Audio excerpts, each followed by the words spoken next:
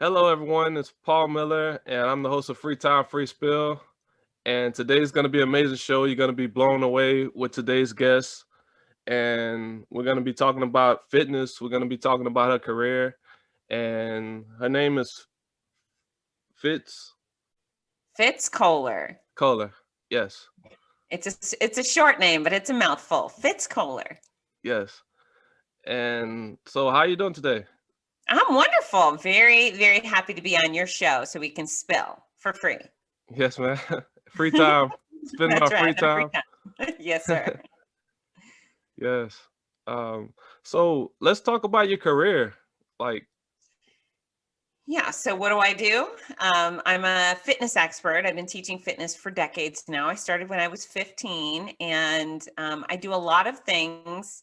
Well, yeah, I do a lot of things that allow me to laser focus on one thing, which is helping folks live better and longer by making fitness understandable, attainable, and fun. So I hit people with hard science, the simple way to eat wisely, exercise often, achieving your ideal weight without selling anyone diets, pills, powders, supplements, wraps, or snake oils or lies. I just tell the truth. And I tell it with a smile on my face. Sometimes I'm abrasive, but that's okay. Often people need a kick in the can when it comes to fitness, and I'm more than happy to provide a kick in the can to anyone who needs it. I also am a professional race announcer, so I host some of the largest, most prestigious running events in the country. In fact, some of them are the most prestigious in the world. So Los Angeles Marathon, Big Sur, Buffalo Marathon, Philadelphia Marathon, OC Marathon, the DC Wonder Woman and Batman Run series. So I travel around the country making happy noise, bossing people around, and celebrating their accomplishments. that's amazing because like I was reading on your website, and you've done a lot of things. You have a lot of experience, and like you're so motivated to do all these things. You know what? When you do what you love, it's easy to keep going. I do what I love. I found this perfect profession for me. It's what I'm most passionate about. And you put that together with a abominable spirit. I'm a hunter. I want more every day. I want more events to host. I want more corporate speaking engagements so I can teach more people. And I overall want more people to help. And I want them here in the country. And I want to shake the mountains in Afghanistan and grab those people and teach them how to be healthy too. I want it all. I want everyone. Yeah, like you work with a lot of people, and like I was reading, like you work with so many people, like kids, and like it's so many people that you impacted. Oh, thank you. Yeah, yeah. I mean, I love children. I have my before school walking running program. It's called the Morning Mile. And I have that in over 400 schools worldwide. And it's just schools give their kids 30-minute window before school to get out there and walk or run laps. Every child's invited every day, along with their families and the school faculty.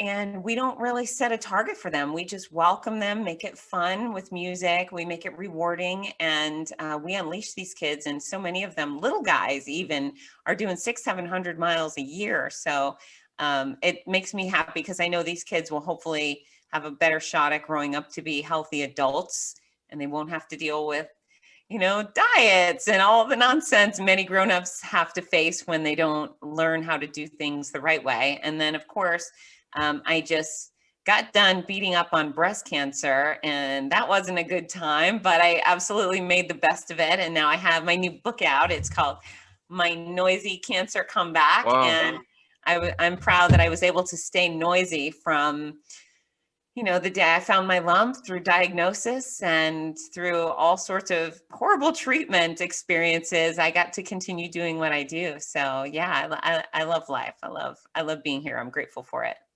You came a long ways, and like way to go, because like that's tough. Like my mom, she had something like that, like it was like around 2008 or something like that, and like but she won it. Like she's still working and stuff. Yeah. That's wonderful. I'm so glad. Yeah, for the most part, breast cancer is very survivable now. It's 94% of people diagnosed with breast cancer survive. So that's a wonderful statistic. However, the bad one is 1 in 8 women are diagnosed. So when it's 15% of the population and you're losing 6% of that number, it's a pretty big deal. So I'm very fortunate that I had a type that was curable, and I'm so glad your mom was too. Because Yeah. the only thing worse than losing a mom would be losing your kid. Yeah. My grandma had she died of breast cancer in '96. They That's say awful. like she was like Indian and she had like good hair and it was black. And like I was playing her hair like when it got curly because after cancer it grew back and then Yeah. like it got curly and she told me to stop playing in the hair. Oh, that's funny. Yeah, the hair thing, I had almost 2 feet of hair. My hair came down to my waist and I loved it. It didn't define me. It wasn't who I was. But I loved it. And I like to be a girly girl, right? So the thought of going bald was very painful and it was a heart-wrenching process, but I learned to live. This is who I was for the moment. And one day someone confused me and a guy, I was at a coffee shop and he said, "Hey buddy, what can I get you?" And then he said, "Oh, you're a ma'am." And that was devastating. The fact that someone actually thought I was a guy. So I thought I looked like a guy. And then he thought I was a sir. So I have not left the house without lipstick since that day. I always wear a very bright pink or berry or red Uh, lipstick just so there's no confusion, but I'm happy to have some hair back. It's still in the weird process of growing, but whatever. I you have look great. some. So thank you. And with the fitness, like what got you started into fitness? I was reading about it. Like what got you started into the fitness and being an announcer? Yeah, so I grew up playing sports and all sorts of sports, you name it, I played it. And then I had knee surgery from getting tackled playing soccer, went to physical therapy, and that PT told me I had to join a gym to do strength training or I was going to re-injure my knee. So I did. I joined the gym and I kind of fell in love with strength training. And then I was taking classes and I thought those instructors were cool. And I was 14 at the time and I was working at Cinnabon and making cinnamon rolls, gaining weight in the back by eating all the frosting. And my manager was really cranky. So I decided to quit, leave Cinnabon and get a job at the gym. And, I applied on a Tuesday or interviewed on a Tuesday. And the guy said, "Have you ever taught classes before?" I said, "No." And he goes, "Well, how about you come in and teach one on Friday?" And thankfully I'm a gamer because I just said, "Okay, I'll give it a go." And I did, and it wasn't half bad. And I just continued to improve from there on out, teaching more and more. And I think I was 20 where I got a job on a cruise ship teaching over in Russia and Europe. And then when I came home from that, there was a TV producer casting for a fitness TV show and I auditioned and he chose me. And, my career just kind of spiraled. But where it continued to go into was mass media. If you work in a health club, usually you can hit 50 people at a time max. However big your fitness studio is, that's how many people you get. But when I was on television, I could teach to thousands at a time. And I had strangers reaching out wherever I was. "Oh, I love your show. I've lost 15 pounds," and so forth. And that really meant a lot. And then I started writing articles and I was a competitive kickboxer for 10 years. And the first article I wrote for a national magazine was called "How to Kick People in the Head." And so I used my fitness savvy to teach people how to get strong enough to lift their legs high, more flexible enough to get their legs to go up that high. And then I taught them the strategy. And it's not just about kicking people in the head, it's about tricking them into getting them to move their face or their head into your foot.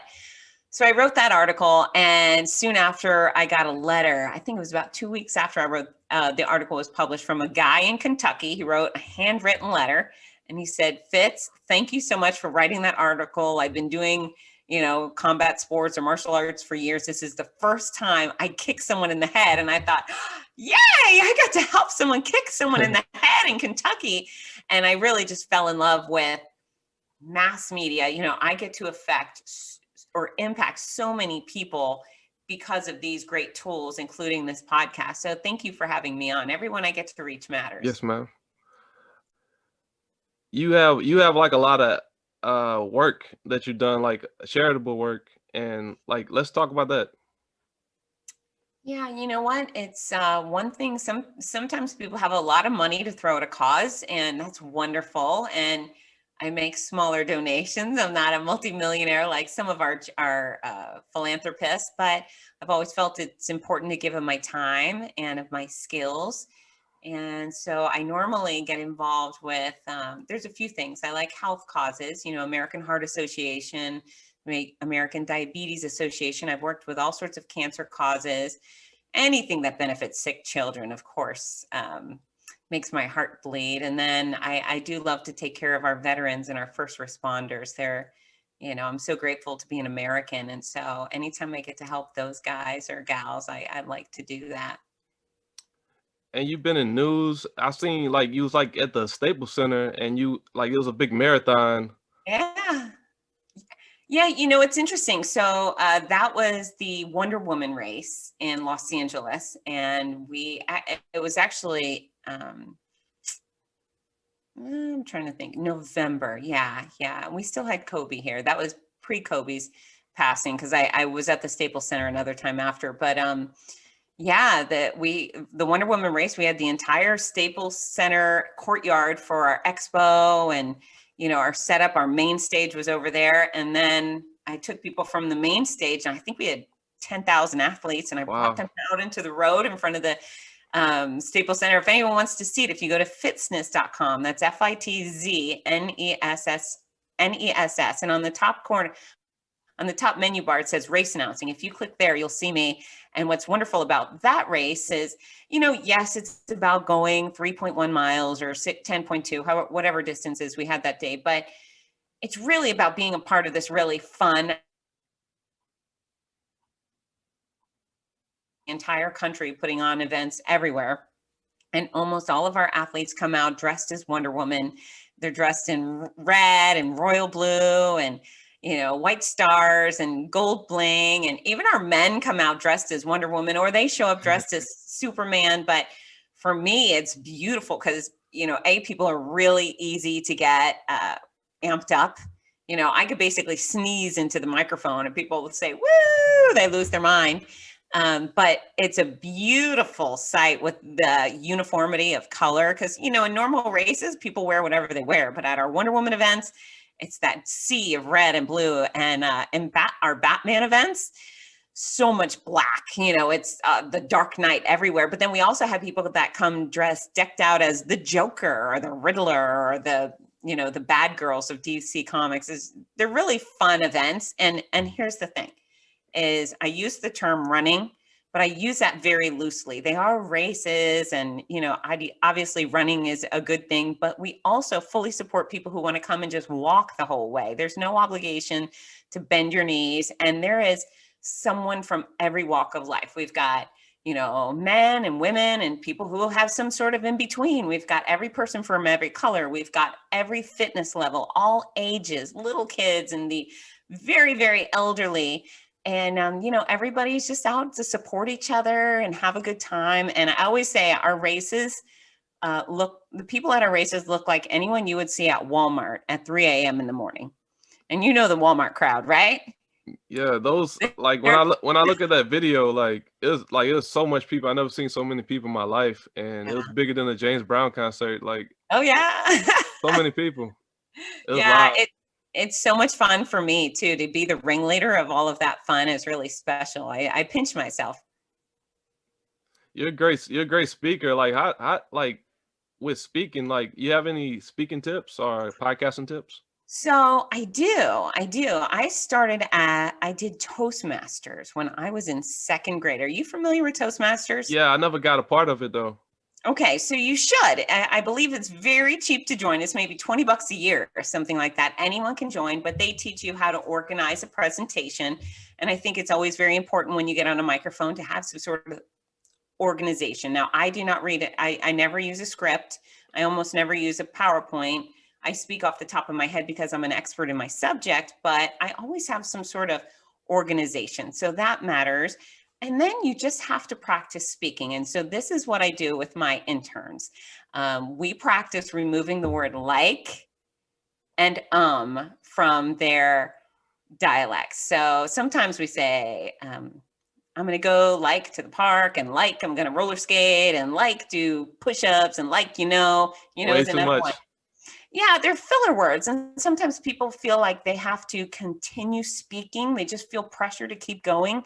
So they throw in a bunch of nonsense words instead of just taking a moment to pause. It's okay to think and be silent. My kids do it too. They just ramble on, and it's almost as if they stop talking, they'll never get to talk again. So what we do is the 60-second drill, and I'll ask my intern, I'll say, tell me about your favorite vacation spot or your favorite pet you've ever had, something that's simple and comfortable for them to talk about. And then they have to make it through a 60-second window without using any of those filler words. And if I hear the word like, and they're not expressing affection towards something, I go, start again. And we start with another 60 seconds. And so those things matter. They matter. It's hard to do. And I'm a lot more eloquent in my professional life than I am in my day-to-day life. So when I'm on a microphone, you'll almost never hear me stammer or use those filler words. If I'm just hanging out with my friends, I dumb it down, and I use like a little too often, and it bothers me. But Yeah, you're I more think conscious about it. yeah, it bothers me. And I think it definitely helps to ask your friends to get involved. Hey, if you hear me use the word like, buzz me. Just remind me, because you have to start making a habit of it. But when you say like, you sound uncommittal. When I say I like, like the Buffalo Bills. Well, either do you like them or do you not? You can say, I like the Buffalo Bills, or I like the Tampa Bay Buccaneers. But if you like them, do you really? So when you remove those words, you sound a lot more competent, a lot more confident. People are more likely to believe you and trust you. So those are my speaking tips. And then, if you're presenting, unless it's on a grim topic, speak with a smile. People are engaged by people who are happy, I think. Yeah. How did you get into podcasting? That was good. That was great.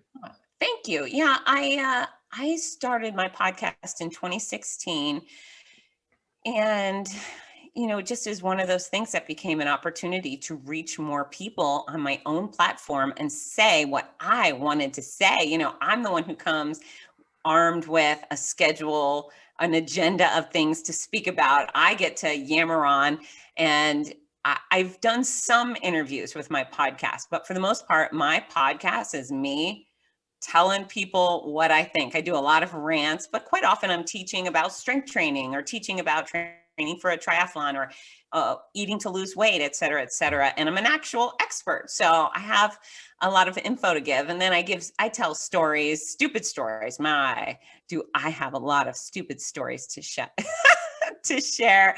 And I actually slowed down with my podcast when I was diagnosed with breast cancer. It was a twofold. I was tired and really, really sick, and I was saving my energy for either treatment or when I was traveling around doing the work I was being hired to do. And I also was shying away at the time of talking about myself. I didn't want to get into the weeds of what was actually going on because I was so sick. So over the past 2 years since my diagnosis, I think I've only put out 6 podcasts. So I have over 100 overall, and I'm very motivated to get back to doing it again. I'm starting to feel more like me, and that's the next step of becoming a regular podcaster again. I think I get a little bit of a get out of jail free card because of the cancer, but I don't have the cancer anymore, and I stopped chemo in May, so I should probably get back on it, right? Yeah, some people, they go on hiatus like 10 years and they come back. Yeah. I'm a little bit embarrassed that I haven't jumped back in, but I'm being very productive in other ways. Yeah, you're doing amazing work out there, like with Thank you. the fitness. Thank you. I like that we're both wearing camo. I don't know if you noticed that, but I wear camo all the time. Awesome. Where do you live, Paul? Louisiana. I knew that. I could just tell. Oh, and you're wearing the LSU hat. Yeah. Go Gators. Symbolism. Gators Pride. I remember you was talking about that on your website, Gators Pride. Yeah, I love being a Gator. I have both my bachelor's and my master's degree from UF. But here's the deal. I'm a big supporter of the SEC I think our conference is undoubtedly the best in the country. Definitely when it comes to football, no one can touch us as far as the strength of our conference. So it's actually fun when we're not playing LSU or Tennessee or Alabama. It's fun to root for the other teams. Awesome stuff. So, like, I had a question about like what goes into being an announcer, and I also had a question about like when dealing with someone with cancer, like when having a relative or someone that you know, like how can you support them? That's a great question. So I'll start with the announcer part. I think the number one, not the number one, I think it's very important to be an athlete, to be a runner. Now, I don't win any races, but I am a runner and I do participate in those races. And so I truly understand the sport and I identify with our athletes. So I'm able to empathize with them and I take incredible care of them because I walk in their shoes. So sometimes a race will bring in some sort of news guy, the meteorologist who's not afraid to be on a microphone. They bring him out. He's never done any sort of race in his life, yet he shows up and he's talking like a weatherman. And that makes it a little bit awkward, right? So I think it matters to be a participant and understand the sport. And then for me, it matters to be enthusiastic about the work, confident, and I'm very willing to throw myself under the bus and look ridiculous if it makes people laugh. If it makes them feel more comfortable or more excited, I am completely fine being ridiculous. And that seems to help other people have a good time. So all of those things go a long way. Obviously, confidence and the ability to be poised on a microphone goes a long way as well. But as far as race announcing goes, if someone wants to try it, I recommend showing up at a teeny tiny local race and giving it a go, asking a race director, say, hey, I'd like to do this for you and I'll do it for free. And, at that point you start improving, you figure out where you didn't do so great on day one, and then you do better the next time.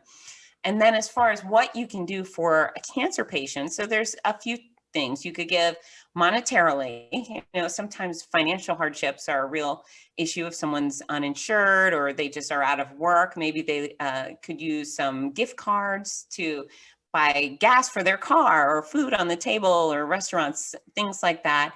I like to give of time. Instead of saying, how can I help? Sometimes you just got to show up, knock on the door with a mop in the hand and say, I'm going to mop your floors for you today, or I'm going to mow your lawn, because people, life still keeps turning, even though you're getting poisoned every week on chemo. So it's important to pitch in and take care of those household chores, provide meals. I think those are tremendous ways to support a person. I had friends that drove me around. There was times where I was just too loopy. It wasn't safe to be behind the wheel. And so they drove me to appointments. More importantly, they drove my children to school or to activities, which really went a long way. And then last but not least, my book is a great resource for newly diagnosed cancer patients or even people who have gone through it. It's called My Noisy Cancer Comeback, Running at the Mouth While Running for My Life. And, I wrote it for a few reasons. As far as the running community goes, I go way behind the scenes on what it's like to do what I do and work with the people and host those events. So there's a lot of great juicy details on the run, but also I talk about maintaining perspective. I never had a pity party. I cried a lot. I was incredibly stressed, but I never had that why me moment, because I was grateful that I wasn't a child going through it and it wasn't my child going through it. And fortunately for me, I had a chance to fight where someone who has an aneurysm and drops dead doesn't have the chance. So perspective went a long way for me, keeping passions involved with my life, and then choosing to be positive because, cancer's hard, cancer's scary. However, you get absolutely 0 points for being the saddest girl in the room. So some people feel like they have to take on that woe is me persona. Gee whiz, I have cancer. And I get it. It's hard. I cried my eyes out almost every day. But when someone said something funny, I chose to laugh, and when I cried, I personally chose to cry most of the time in private. I would get in my car and cry, or I would get in my bathroom and cry. And I just didn't want to burden other people. And again, that's a personal decision. But with this book, I teach people how to have mental fortitude while going through it. And then also I talk about all of the kind of juicy, gory details nobody on earth talks about. You know, with cancer, people say, hey, you might be sick, you might be tired, you might be bald. And I was those things, but I also had a bunch of wacky things go on. I had my eyes changed color. My fingernails literally rotted out on my fingers. They rotted on my fingers and they smelled like rotting fingernails. My legs, for some reason, were sore like I had climbed Mount Everest every single day for 6 solid months, which was incredibly hard to deal with while roaming through airports, you know. So I go into all the weeds. I talk about every gory detail about my experiences, the good, bad, and ugly. And my feedback from folks is that they do some crying, but they do far more laughing. And that's important to me, that people are able to, you know, have a good laugh at my expense and then hopefully lift themselves up from whatever hard situation they're dealing with. And then, so if anyone wants to buy the book, it's available hardcover, paper, ebook. It's available wherever books are sold. So Amazon, Barnes and Noble, yada, yada, yada. However, if people come to my site, fitzness.com, I autograph every last one of those books, and they all come with a gift with purchase. So if you're gonna buy the hard copy of the book, I'd love for you to do it directly through me, so I could take good care of you with the inscription. Amazing. Yeah, thank you. I thank you for being on the show, and you was able to go through all that and still announce, and you still have a powerful spirit and keep going. Well, you know what? When you do what you love, you find a way. And I did. I love what I do. I can't wait till I get back to work. Yes, ma'am. Are you gonna do some more podcasting? I am. In fact, I have a LinkedIn Live event on Thursday. So you could join me at 1:30 Thursday. Look me up on LinkedIn. Okay. And yeah, I'm going to mix up my actual podcast, bring back the Fitzness show, and then I'll be doing a lot more live streaming off of LinkedIn because I think that's a good market for me. It's great talking to you. I appreciate you. I thank the listeners for listening, and thank you so much. Thanks, Paul. It was good spilling with you. Yeah. Thank you. Bye. Y'all can listen to me more on Free Time Free Spill, and every Friday at 1 p.m. they'll be airing an episode. Thank you, Fitz. Bye, Paul. Bye.